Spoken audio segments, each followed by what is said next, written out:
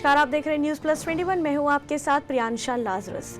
भारत देश कृषि प्रधान देश है। यहाँ कृषि को सफल बनाने में मवेशियों का विशेष योगदान होता है।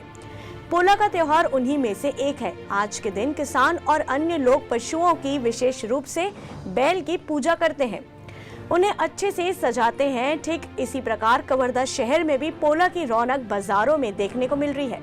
बाजारों में मिट्टी से बने सुंदर सुंदर बैल, गाय एवं खिलौनों की दुकानें लगी हुई है। लोगों ने अपने अपने घरों में पशुओं की पूजा आराधना कर उनको धन्यवाद दिया। जी हाँ, यह पोला का त्योहार विशेष रूप से छत्तीसगढ़ में मनाया जाता है। साथ ही छत्तीसगढ़ का विशेष व्यंजन ठेठरी खुरमी आज ही के दिन प्रसाद के रूप में बनाया जाता है।